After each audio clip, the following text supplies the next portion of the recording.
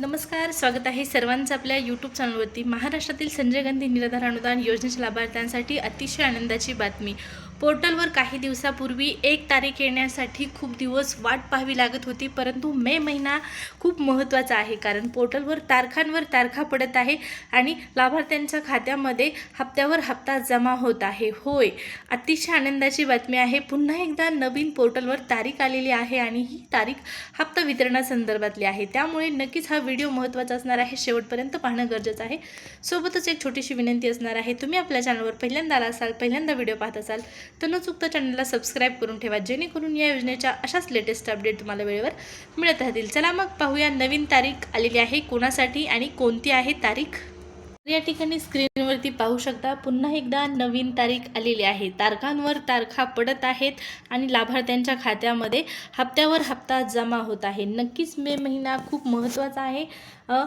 या महिन्यामध्ये लाभार्थ्यांच्या खात्यामध्ये मार्च महिन्यापासूनचं अनुदान जमा केलं जात आहे। आता पुन्हा एकदा पोर्टलवर नवीन तारीख आलेली आहे आणि या तारखेनुसार इथं सांगण्यात आलेलं आहे, आपणास सूचित करण्यात येते की डीबीटी प्रणालीवर दिनांक 15 मे 2026 रोजी संध्याकाळी 6 वाजल्यापासून ते 16 मे 2026 रोजी रात्री 9 वाजेपर्यंत सकाळी 9 वाजेपर्यंत पोर्टलवर फक्त दिव्यांग लाभार्थ्यांचे लाभ वितरण करण्याची कार्यवाही करण्यात येणार असून सदर कालावधीमध्ये पोर्टल सक्रिय राहणार नाही। आता फक्त दिव्यांग हा शब्द खूप महत्त्वाचा आहे। सामाजिक न्याय विशेष विभागातील इतर लाभार्थी जे आहेत, विधवा महिला भगिनी असतील, वृद्ध पगार योजनेचे लाभार्थी असतील, श्रावणबाळ योजनेचे लाभार्थी असतील, या सर्व लाभार्थ्यांसाठी हप्ता वितरणाची आणखी तारीख जाहीर झालेली नाही।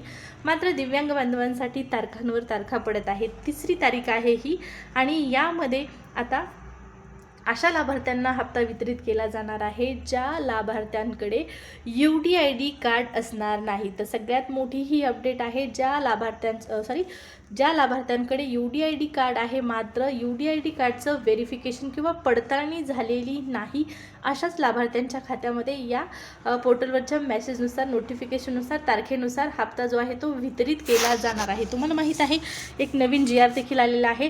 ज्या लाभार्थ्यांकडे, दिव्यांग लाभार्थ्यांकडे UDID कार्ड नसेल तरी पण त्यांना हप्ता वितरित केला जाणार आहे, अशा पद्धतीचा शासन निर्णय आहे आणि या शासन निर्णयानुसार बरेच लाभार्थी खुश झालेले आहेत। नक्कीच आनंदाची बातमी आहे। आनंद हा साजराच केला पाहिजे, परंतु त्यामागचा एक महत्त्वाचा उद्देश जो आहे तो समजून घेणं गरजेचं आहे।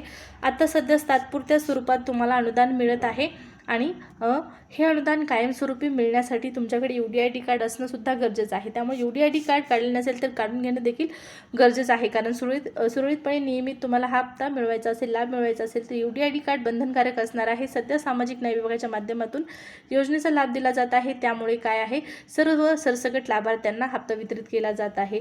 ज्या लाभार्थ्यांकडे UDID कार्ड आहे त्यांना सुद्धा मिळत आहे आणि ज्या लाभार्थ्यांकडे UDID कार्ड नाही त्यांना सुद्धा हप्ता वितरित केला जात आहे। परंतु ज्यावेळेस सामाजिक न्याय विशेष विभागाकडून ही योजना म्हणजेच सामाजिक न्याय विशेष विभागाकडून दिव्यांग बांधवांना दिव्यांग सक्षमीकरण विभागाकडे वळवण्यात येईल, ट्रान्सफर करण्यात येईल, त्यावेळेस मात्र प्रॉपर पद्धतीने अनुदान दिलं जाणार आहे, हप्ता वितरित केला जाणार आहे आणि त्यावेळेस मात्र तुमच्याकडे UDID कार्ड असेल तरच हप्ता वितरित केला जाणार आहे।